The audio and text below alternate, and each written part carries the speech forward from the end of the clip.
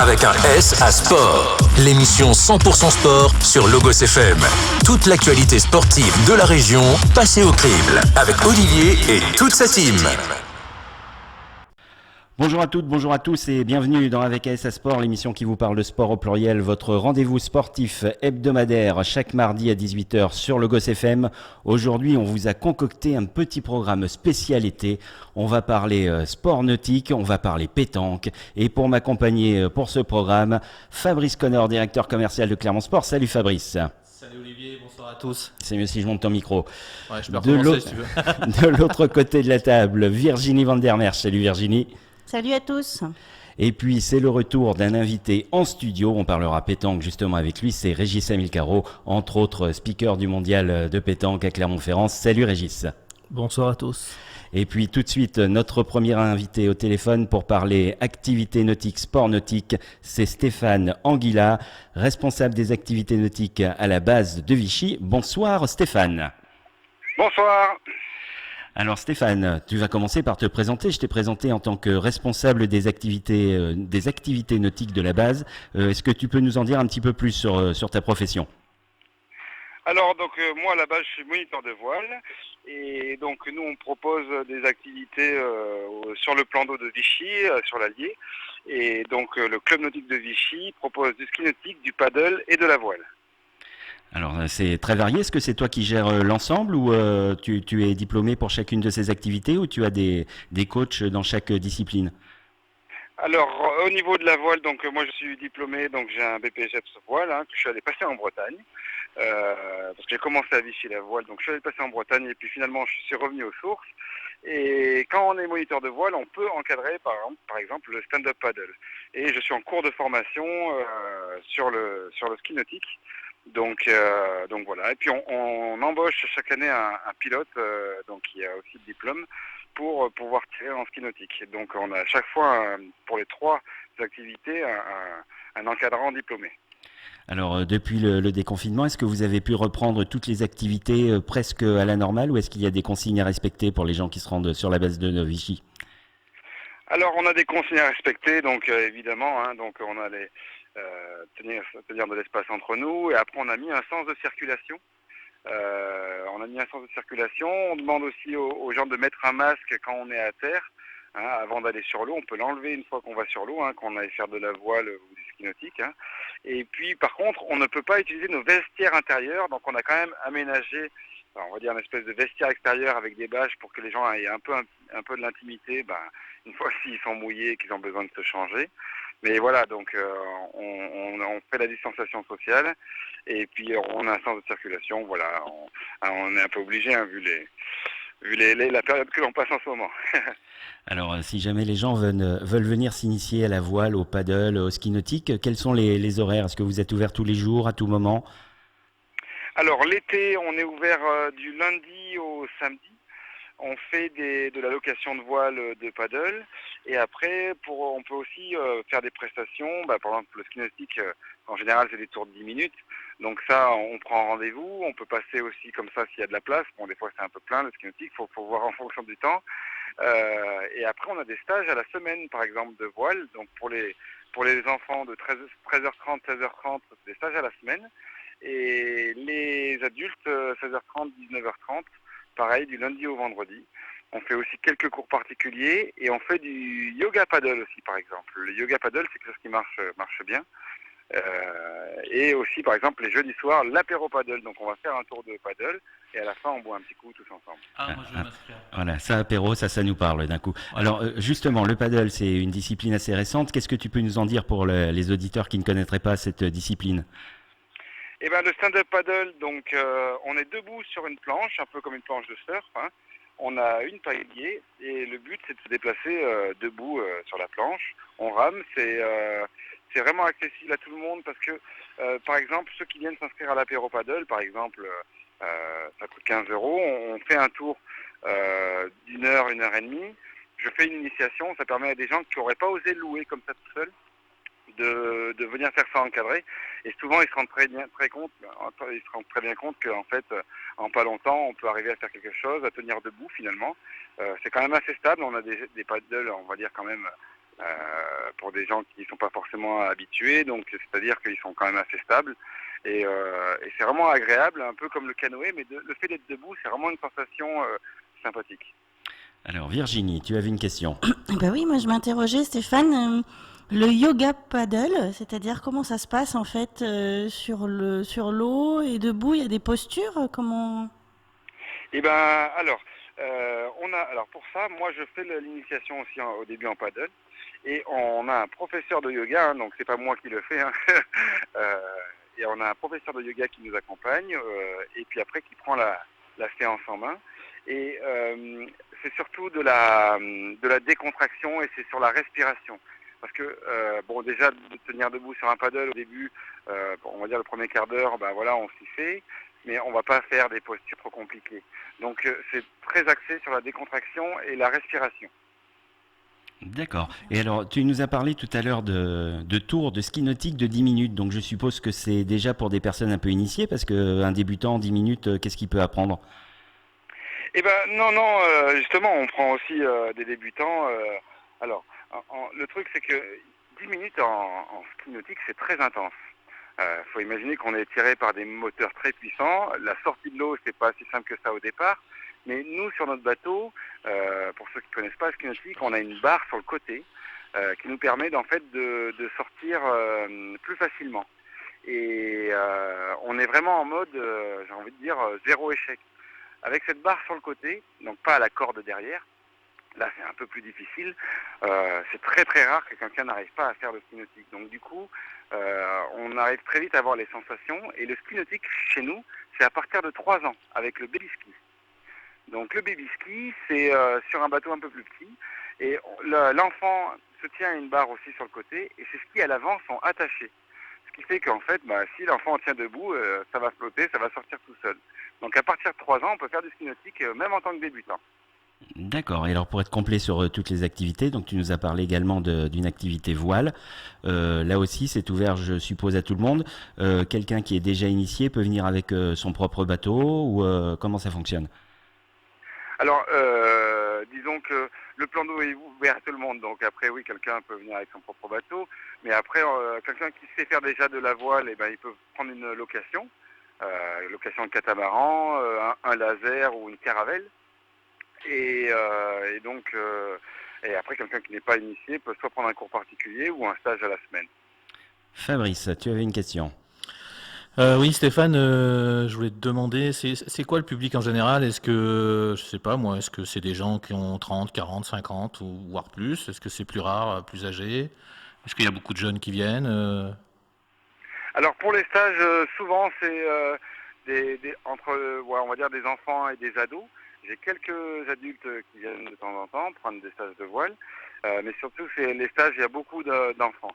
Donc D'accord. nous les enfants, pour les stages de voile l'après-midi, on les prend à partir de 7 ans, et on va dire jusqu'à 15 ans, voilà, c'est 7-15 ans le plus gros, on va dire, hein, les 3 quarts du public.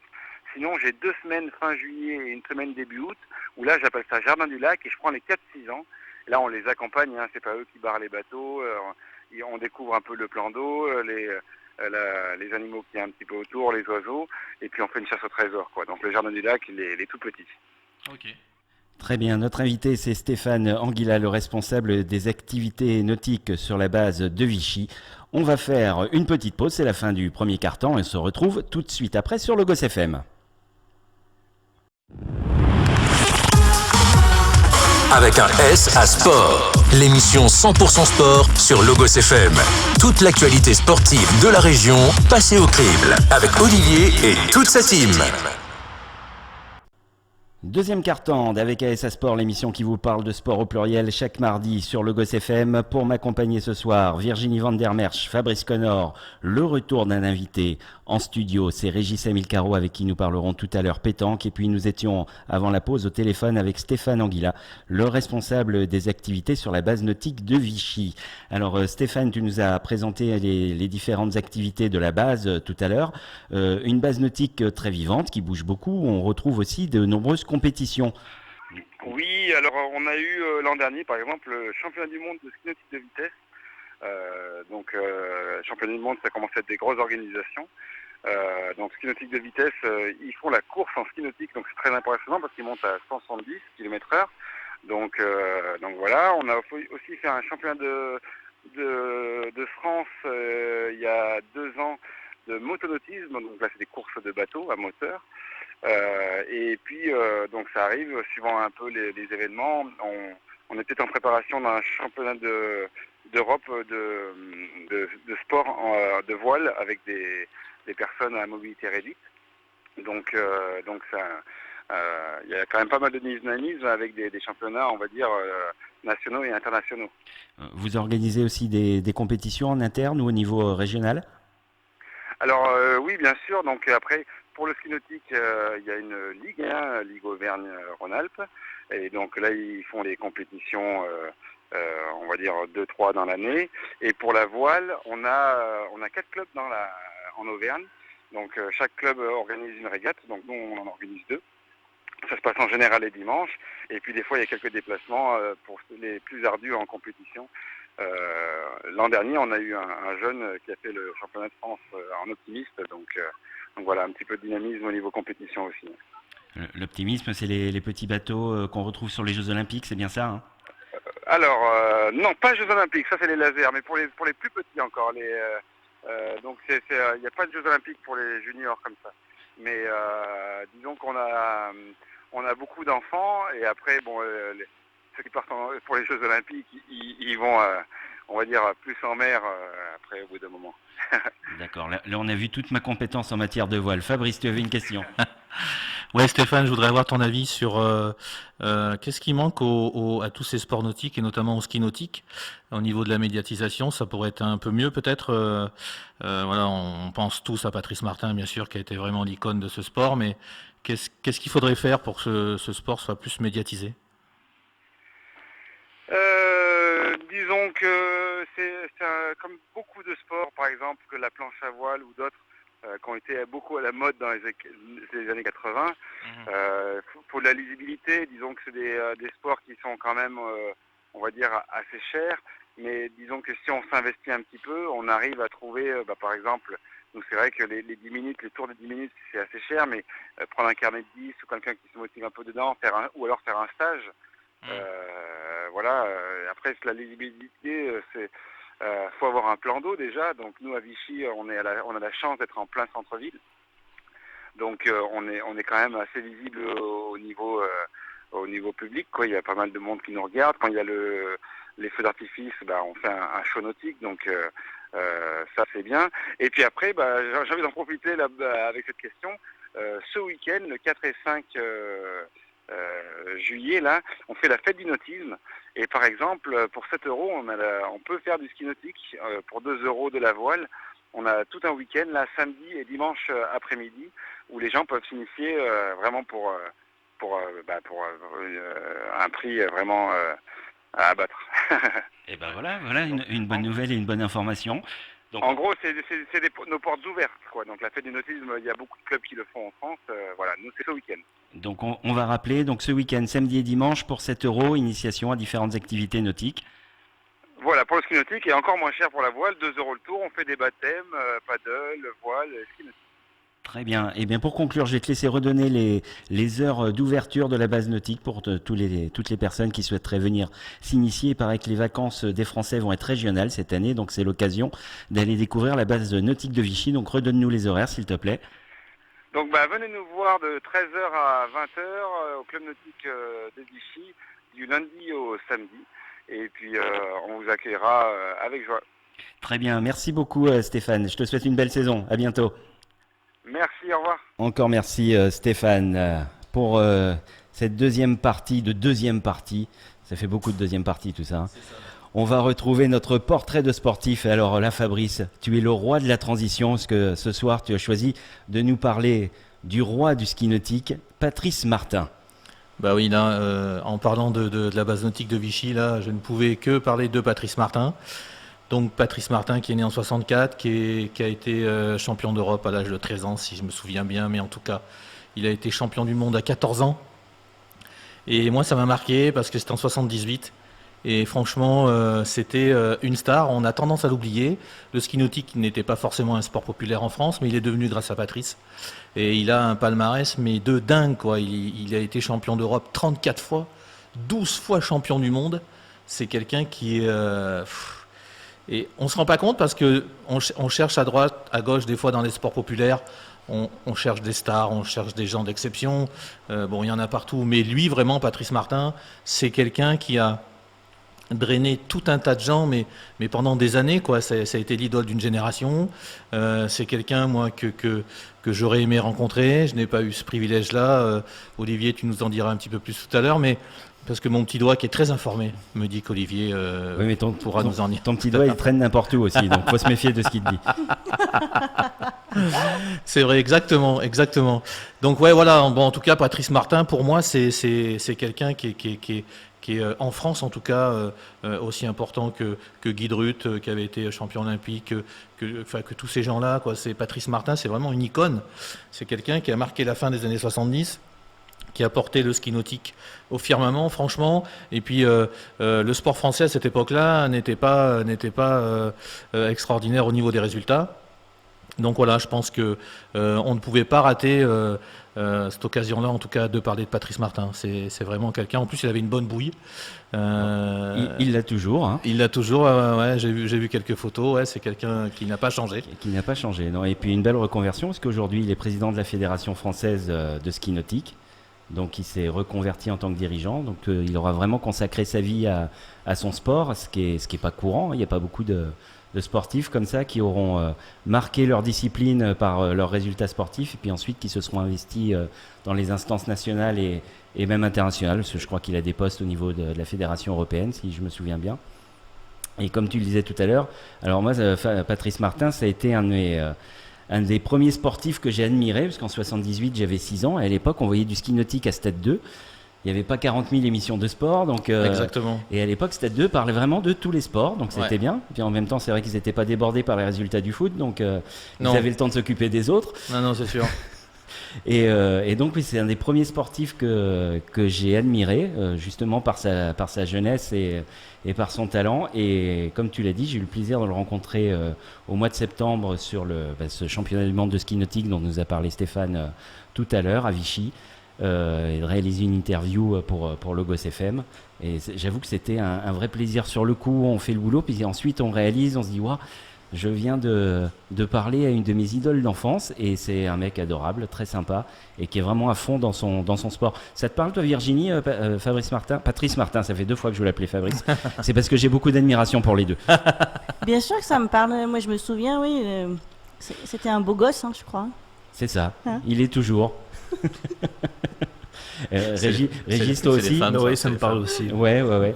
C'est vrai que c'est quelqu'un qui aura marqué toute une génération dans une discipline qui n'est pas médiatisée, comme on l'a dit tout à l'heure. J'allais dire mineur, mais j'aime pas le terme quand on parle de sport. Ouais, et puis ce qu'il y a, c'est qu'on se rend pas compte, en fait. Je parlais de Guy Drut parce que Guy Drut avait marqué avec ce titre en 76 à 110 mètres haies où il gagne pour 1 millième de seconde.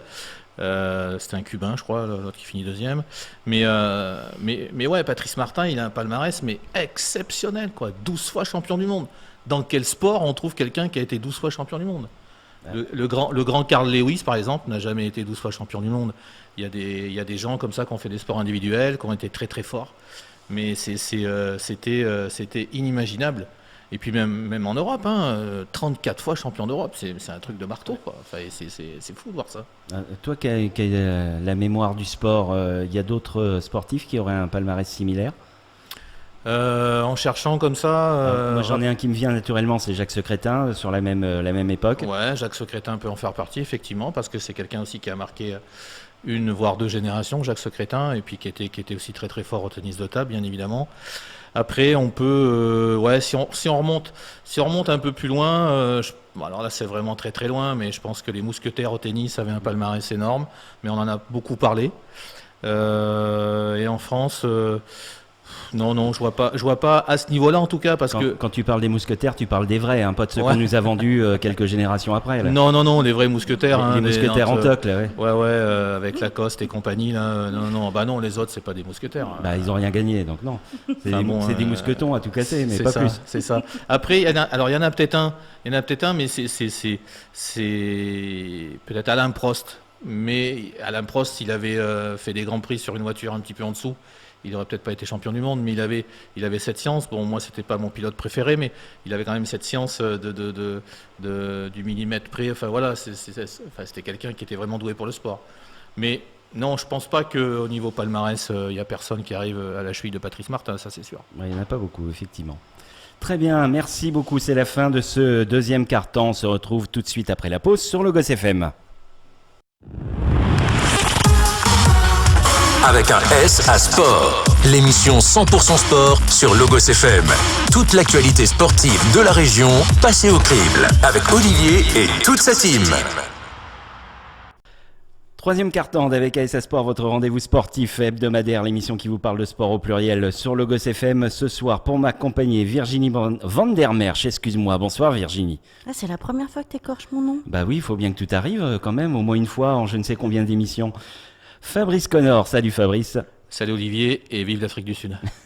Et le retour d'un invité en studio, on va parler pétanque avec lui. Il est entre autres le speaker du mondial à Clermont, il est coach, il est joueur, il a tous les rôles possibles et imaginables dans la pétanque. C'est Régis Amilcaro. Salut Régis. Bonsoir. Alors Régis, vas-y, présente-toi un petit peu à nos auditeurs. Explique-nous qui tu es et ce que tu fais dans ce monde de la pétanque. Alors, j'ai commencé bien sûr en tant que joueur, tout petit, dans un petit quartier de Clermont-Ferrand. Donc j'ai joué tout en pratiquant le foot qui est ma passion à la base. Et puis au bout d'un Personne moment... n'est parfait. Ouais, tout à fait. Donc j'ai vécu ce que j'avais à vivre, vraiment des belles rencontres, des amis très très proches dans ce monde de la pétanque. Et puis depuis 2013 et la création du Mondial des Volcans, je me suis mis un petit peu dans l'organisation parce que ça me plaît beaucoup. Et puis quand on s'entraîne plus, on est moins performant et on a moins le temps de s'entraîner. Donc voilà, je me suis mis dans l'organisation et depuis 2017, faute de speaker, Fabrice Bush, donc le créateur du Mondial des Volcans, m'a dit qu'il fallait que je le fasse.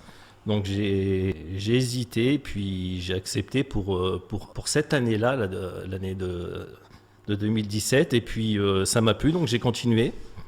C'est une discipline qui justement demande beaucoup de connaissances, c'est-à-dire que c'est pas n'importe qui peut aller commenter. Si on n'est pas un spécialiste, il y a certains sports comme ça, si on n'est pas spécialiste du sport, c'est compliqué d'être speaker de la pétanque. Tout à fait, c'est ça. Ça demande beaucoup de connaissances historiques, j'imagine, des joueurs, de leurs résultats. Palmarès, les résultats, c'est vrai que surtout au niveau, parce que généralement au niveau du speaker, il y a une animation générale de l'événement le premier jour et le deuxième jour, c'est les parties finales. Donc, il faut vraiment connaître le palmarès des joueurs, d'où ils viennent, leur parcours.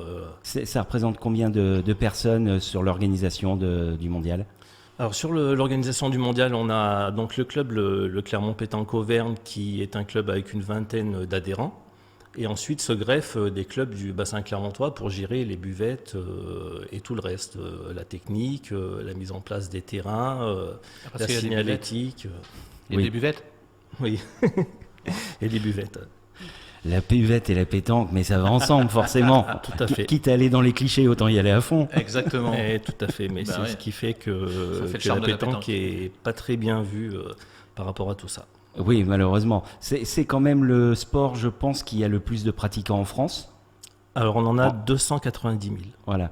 Licenciés ou pratiquants ? Licenciés. Les pratiquants, je pense qu'on peut aller très très haut. On peut aller très haut. Oui, je pense que c'est le sport le plus pratiqué en France, juste devant le tennis de table d'ailleurs, et qui, pareil, est autour de 200 000 licenciés, comme quoi... Ça, je vérifierai. Je suis pas sûr pour le tennis de table, mais je vérifierai.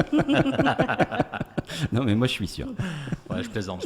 Et il y a une buvette au tennis de table ? Oh bah, malheureusement.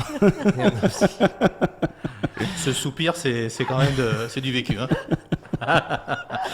Revenons à nos moutons et à la pétanque. Donc pendant cette période de confinement, tout s'est arrêté, bien évidemment, comme dans toutes les disciplines.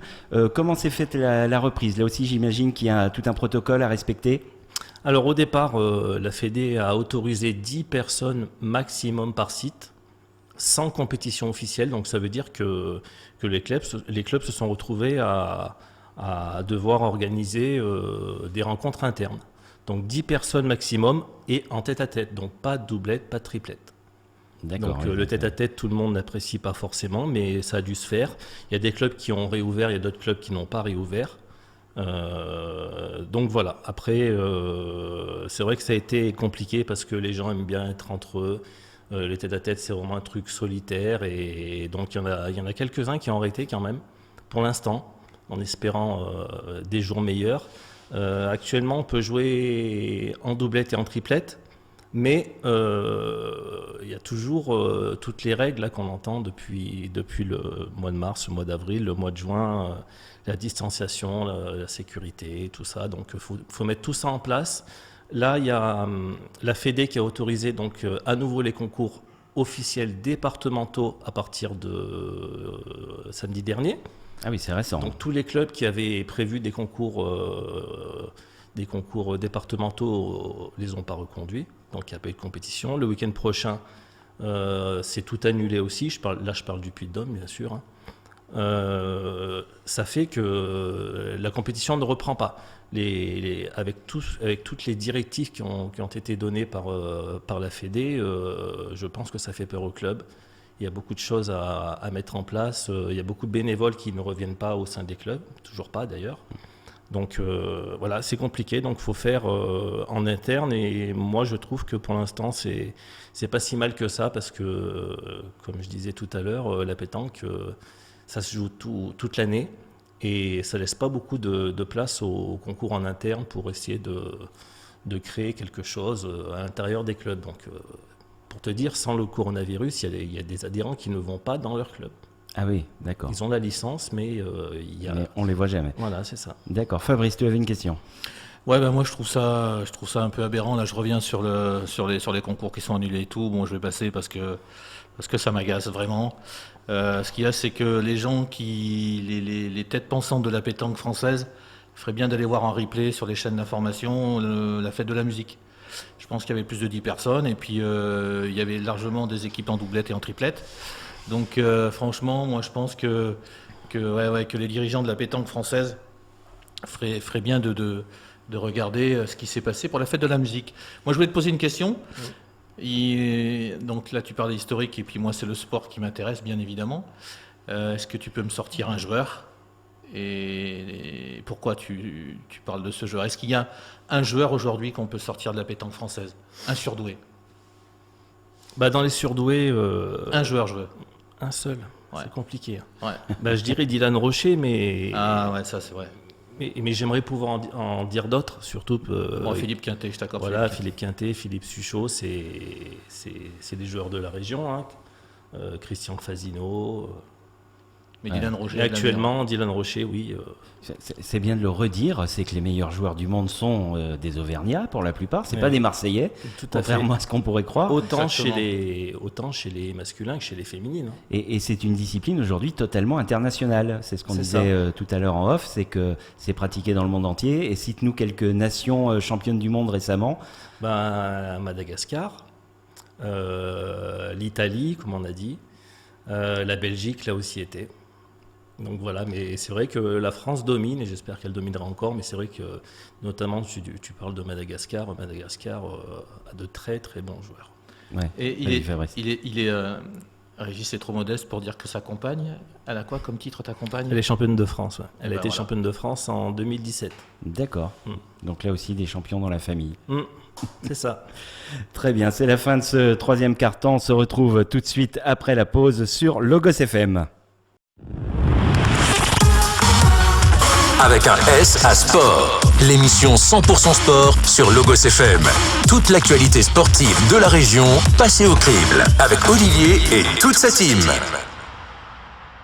Quatrième et dernière partie d'Avec ASA Sport, l'émission qui vous parle de sport au pluriel chaque mardi sur Logos FM. Ce soir, pour m'accompagner, Virginie Van der Merch, Fabrice Connor et le retour de notre invité en studio, Régis Amilcaro. Bonsoir à vous trois.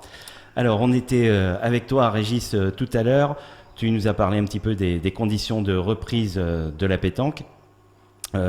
On t'a pas laissé parler des féminines. Il y a une grosse section féminine à la pétanque. Vas-y, parle-nous un peu des filles. C'est vrai que tout à l'heure, on a parlé des champions, mais on n'a pas parlé des championnes. Et c'est vrai qu'on en a pas mal aussi dans notre région, notamment Angélique Colombet qui a été championne du monde, Florence Chope notamment. On parlait de prodiges aussi dans la pétanque. On parlait de Dylan Rocher chez les hommes. On a aussi eu Cindy Perrault chez les femmes qui a été licenciée ici. Isabelle Calchera qui a été championne de France aussi. Donc voilà, beaucoup de filles du gratin de la pétanque qui ont été licenciées dans le Puy-de-Dôme et dans la grande région. Comment ça s'explique, ça, qu'on ait autant de champions, que ça soit chez les filles ou chez les hommes? On a une patte particulière pour la pétanque dans le Puy-de-Dôme? Je pense qu'Angélique, du moins, les résultats d'Angélique et le statut d'Angélique a fait que les joueuses ont voulu se rapprocher un petit peu d'elle et du club qu'elle avait monté entre parenthèses à l'époque en famille à Cournon d'Auvergne. Donc voilà, je pense qu'il n'y a pas énormément de grands clubs en France, mais il y en a eu dans le Puy-de-Dôme, notamment Ambert, Cournon et Arlan maintenant où elle est. Donc je pense que c'est elle qui a fait que ces joueuses-là ont rejoint le Puy-de-Dôme. Vas-y Fabrice. Ouais, et puis Olivier a raison de dire qu'il y a vraiment quelque chose en Auvergne, parce que quand tu vois Marco Foyot, qui est plusieurs fois champion du monde et qui est licencié à Loubera, alors j'ai rien contre Loubera, j'ai des amis, mais franchement ça veut dire que c'est vraiment un terroir, parce que alors maintenant je crois qu'il a signé à Lyon, non? Il a signé à Bronterraillon. Voilà, c'est ça. Il va pouvoir se peser. Oh, alors là, bravo. Ah bah là, je m'arrête parce que là, je sors par la grande porte. Non, mais c'est vrai que avec Christian Fasino, Philippe Suchot, Daniel Voisin malheureusement qui est décédé, mais qui était un très bon pétanqueur. Voilà, Philippe Quintet bien évidemment, tous ces gens-là. Henri Lacroix aussi, ouais, que moi j'ai vu jouer à Clermont, là, très très bon joueur. Il y a vraiment un terroir et est-ce que tu penses que en jeune là, à partir de 12-13 là, il y a déjà des joueurs qui sortent ou des joueuses qui sortent de 12-13 ans? Des joueuses? Ouais. Il y en a quelques-unes, oui. Et des joueurs? Et je peux dire qu'on en est fiers parce que moi je suis licencié au club d'Aulnat dans le Puy-de-Dôme à côté de Clermont-Ferrand et on a deux jeunes filles qui sont dans le groupe France. Ah purée, ouais, c'est bien. Deux jeunes filles qui sont juniors pour une et cadettes pour l'autre. Virginie. Alors moi j'ai une question. Souvent je me suis dit, en fait, alors la pétanque c'est pas forcément un sport pour moi, dans le sens où voilà. Si c'est pour être désagréable, tu peux sortir tout de suite. Hein. J'ai essayé de l'amener délicatement. Dans le sens où non, on transpire pas vraiment, voilà, mais il y a d'autres évidemment capacités qui doivent être là dans la pétanque. Et je me posais la question, ces joueurs à un niveau France ou mondial, ils ont une préparation physique? Ils ont un suivi avec l'équipe de France, de ce que j'ai entendu, avec des kinés, un corps médical qui les suivent un petit peu, surtout pour ceux qui ont des blessures notamment. Je sais qu'ils ont pas mal de stages aussi pour la préparation des échéances européennes, mondiales, donc eux ils sont quand même assez suivis. Donc c'est physique comme sport alors? Sans que ça paraisse, c'est physique. Moi, Tous les sports sont physiques. Ouais, non, vraiment faire une journée de pétanque, à faire des allers-retours, s'accroupir, se lever, attendre en plein soleil, jeter des boules, parce que jeter des boules, c'est pas comme taper dans un ballon ou de lancer un ballon avec les mains. Vraiment, c'est physique. Ah, mais toute une journée balancer des boules. Non, mais c'est vrai. Hein. Non, mais bien sûr que c'est physique. Alors, cette discipline physique universelle, où on peut jouer aussi bien masculin, féminin, ça répond à tous les critères du sport olympique. Alors, à quand la pétanque aux Jeux Olympiques? Moi, j'espérais parce que voilà, je suis un fan de la pétanque depuis tout petit. Je l'espérais, mais vraiment, j'y ai pas cru totalement. Et malheureusement, on n'ira pas. Je te rassure, on n'y croit pas non plus, nous. Hein. Oui. Non, il y a trop de choses et puis il faut le dire, de toute façon je pense que vous le voyez. On voit le beau côté de la pétanque quand on regarde la chaîne L'équipe notamment. avec les Masters, le Trophée des Villes, les championnats de France, championnats du monde, championnats d'Europe, mais malheureusement il y a des choses aussi qu'on ne voit pas et que notamment vous ne voyez pas à la télé et que d'autres personnes voient. Alors dis-nous-en un peu plus quand même. Non, de toute façon c'est tout simple, hein, c'est l'alcool qui est à disposition même des sportifs qui sont encore en compétition, les substances illicites, ça fait déjà pas mal. Et le comportement aussi. D'accord, ça explique déjà beaucoup de choses sur les raisons du fait que la pétanque ne soit pas encore olympique, mais on espère que la Fédé va travailler dans ce sens, parce que franchement c'est un sport qui mériterait, qui pour le coup a une vraie visibilité grâce à la chaîne L'Équipe. Ça, c'est sûr qu'on en bouffe de la pétanque sur la chaîne L'Équipe. Ouais. C'est incroyable que ça soit autant diffusé, mais c'est qu'il y a du monde qui regarde, hein, donc ça mériterait d'avoir aussi sa place aux Jeux Olympiques, bien plus que le breakdance, il faut le dire. Tout à fait. Pour conclure, Régis, tu voulais nous parler des reprises des différentes compétitions régionales ? Donc pour les compétitions régionales à partir du 11 juillet, mais comme je dis tout à l'heure, pour l'instant aucun club, en tout cas chez nous, n'a décidé de reprendre.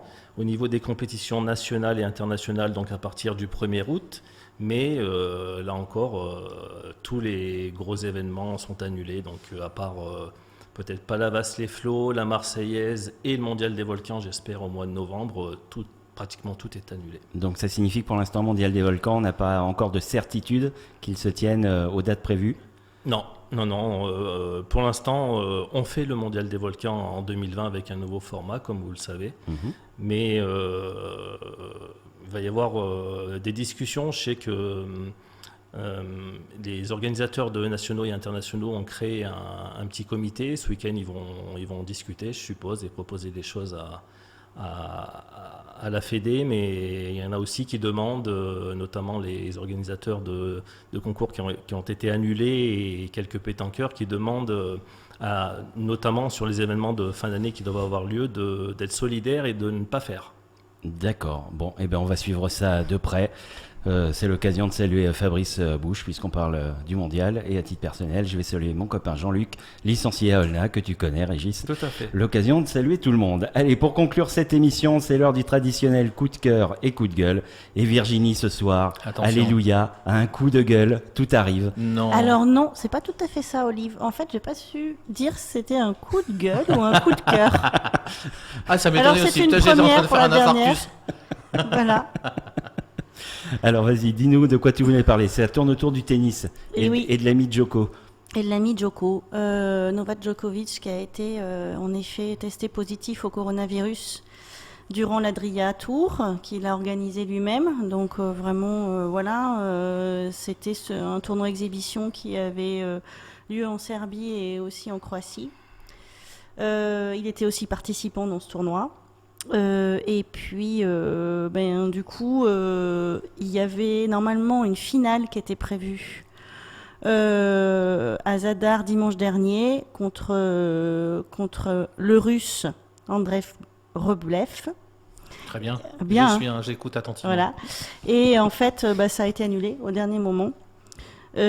Puisque il y a eu mais c'est Dimitrov qui a été bien sûr, c'est pas Djoko tout de suite, hein. Oui, mais comme il y avait Dimitrov et Djoko qui étaient ensemble, tout a été annulé. Donc en effet, quoi penser de tout ça? Dimitrov c'est un Bulgare, et les Bulgares ils sont pas très je veux dire, il y en a qui ont dit que la décision elle était juste et qu'il fallait la prendre et que c'était mieux que tout soit annulé et que les gens qui étaient en contact ce week-end-là, ils soient tous isolés pendant 14 jours.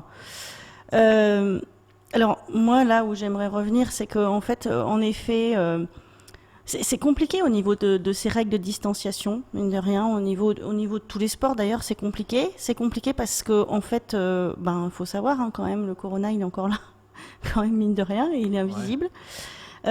C'est pas si simple et il y a des clusters qui sont un peu partout et qui se redéveloppent, donc c'est difficile aussi, je pense, de se positionner pour et les organisateurs de tournois et les présidents et En effet, on peut dire il y a des abus aussi. Pas plus tard que hier soir, on voyait des choses se passer au niveau du deuxième tour. Du tournoi d'Adria, tu veux dire? Ouais, c'est ça, ouais. Non mais là c'est pareil, par exemple l'US Open. Le US Open, la Fédération internationale de tennis a dit oui, on organise le US Open, pas de problème. On va jouer dans un pays où le coronavirus redémarre plein pot. D'abord, il redémarre pas parce que ça s'est jamais arrêté. Et tu vas faire un tournoi de tennis à huis clos, alors que les joueurs, de toute façon, ils vont peut-être pas se taper dans la main, j'en sais rien ce qu'ils vont faire, mais il y en a un qui peut très bien éternuer en changement de côté, et tu vas faire un tournoi de tennis là-bas, à l'US Open.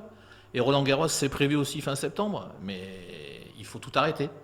Parce que si il y a des joueurs qui ont été contaminés par le virus à Adria, il ne faut pas de compétition de tennis avant le 1er janvier 2021. Après Djoko, je pense qu'il est parti d'un bon sentiment en disant « je veux que mon sport revive, j'ai envie de revivre, j'ai envie de rejouer ».